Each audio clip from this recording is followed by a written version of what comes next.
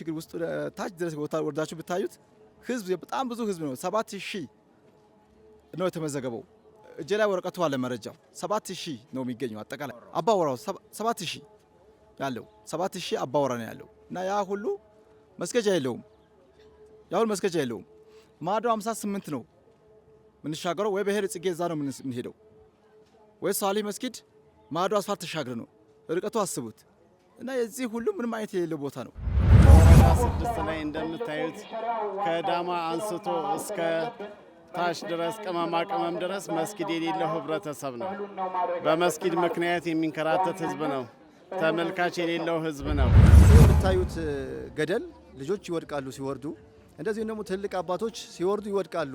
የምታዩት ገደል ቀላል ገደል አይደለም። ወደታች በጣም ወደታች ነው የሚወርዱት። እንደዚሁም ደግሞ ሌላ ቦታ ለመስጋት የተሻለ ቂራት ወይ ደግሞ የተሻለ መስጂድ ለመፈለጋ ሲሄዱ ደግሞ ረጅም ነው። የታክሲ ምቹ ቦታ አይደለም። እንደዚሁም ደግሞ በእግር ለመሄድም ቅርብ ቦታ አይደለም።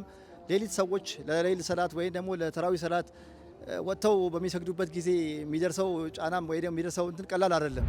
ችግራችን ተረታችሁ በዱዓም በሐሳብም እንታጉዝን። በዚህ አጋጣሚ ወረዳችንም ያው ያለው ነገር ተረተው ወረዳውን ምላሽ እንዲሰጠን ተስፋ አደርጋለሁ። ልጆቹ ወደ ማዶ ወንዝ ተሻግሮ ለመስገድ አልቻሉም። ውሃ ይሞላል። አሁን ያሁኑን ማየት አይደለም፣ ወንዝ ይሞላል። ወንዝ ክርምት አጠቃላይ እዚህ ጋር ጁማ መስገድም አይቻልም። ምክንያቱም ከላይ የሚመጣ ከቱቦ የሚወጣ ጎርፍ አለ፣ ሽንት ይዞ የሚመጣ አለ፣ የፋብሪካ ቆሻሻ ይዞ የሚመጣው አለ። በዚህ ነው የሚሄደው። እዚህ ጋር መቆም በጣም አስቸጋሪ ነው። እዚህ ጋር መቆም አይቻልም። አሁን በበጋ መጣችሁ ስላያችሁት ነው እንጂ እንግዲህ እንዳያችሁት ነው።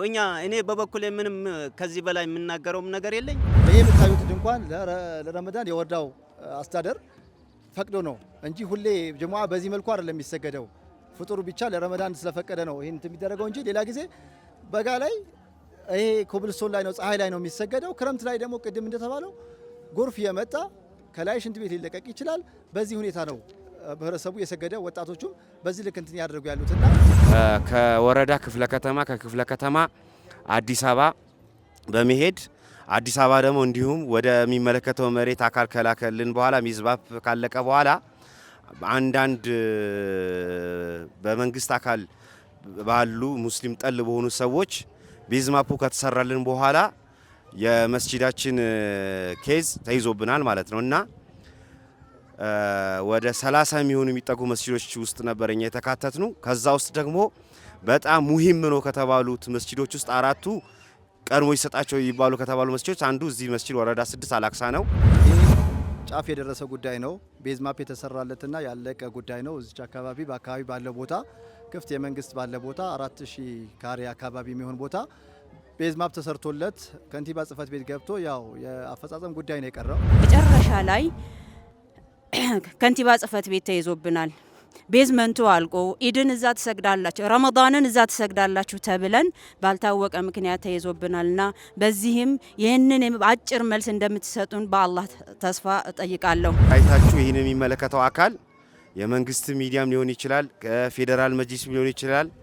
ይህን ይመለከተኛ የሚል አካል ፍትህ እንዲሰጠንና ወይም ደግሞ ትክክለኛ መልስ ለዚህ ለማህበረሰብ ለዚህ ለተጨቆነው ህዝብ ለዚህ በስነ ስርዓት ገብተው አረጋውያን ገብተው መስገድ ለማይችሉበት ሰፈር ላይ የእችኛዋን ቦታችንን በአላህ ስም እንጠይቃቸዋለን መፍትሄ እንድትሰጡን ማለት ነው። ይህን ታሳቢ ውስጥ በማስገባት የአዲስ አበባ እስልምና ጉዳዮች የሚሆን እንደዚሁም ደግሞ የሚመለከተው አካል በሙሉ ይህን ጉዳይ በትኩረት ሰጥቶ በአፋጣኝ ምላሽ እንዲሰጥ በአላህ ስም እጠይቃለሁ። አመሰግናለሁ።